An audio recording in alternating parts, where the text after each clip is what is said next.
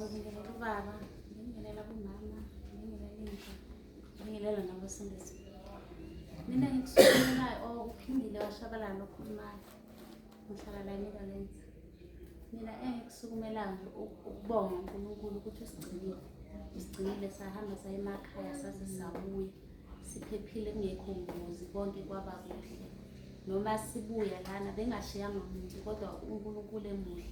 Ngoba ngathi mangihamba ngathi wena uNkulunkulu angisezukushiya isikhiye kumuntu ukuthi angikhanyisele. Sewuwena Jesu Kristu ozongibonelela. Ngathi uJesu Kristu inkosi uzongigadela. Nangempela mangibuya sabuya konke ku-right. Ngiyambonga nje uNkulunkulu. Ngibonga kakhulu ukuthi ngimtholile la entabeni yedlatsha ukuthi usebenza kanjani ngoba lapho esisuke sikhonza khona uthola ukuthi awulutholi lolu thando lolu uNkulunkulu alifunayo kithi. Ngoba mawufunda kwisambulo 2 verse 4 lapho athi uNkulunkulu lapho izwi likaNkulunkulu lithi uthando lwaqala uliyekile. Manje mawuthi uyabheka uthi iluphi lolo thando uNkulunkulu lo thando engimthanda ngalo kusho ukuthi akusilona lo engimthanda ngalo.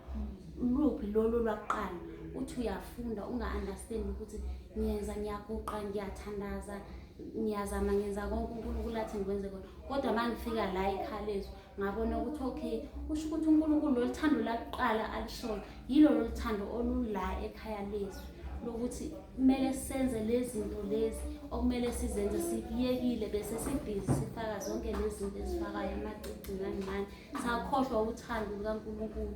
Mawufika la ekhaya so uyalithola lo thando kusho ukuthi uNkulunkulu yilo lo thando lolu alifunayo lwaqala esibe singasalenzi ibisiyathusa mayesethi lapho khumbula lapho uwe khona uvuke umfune uphenduke ngoba isibani into engithusa kakhulu isibani mayethi ngizosusa uthi lwesibani ngoba ngizosusa uthi lwesibani lapho endaweni yakhe.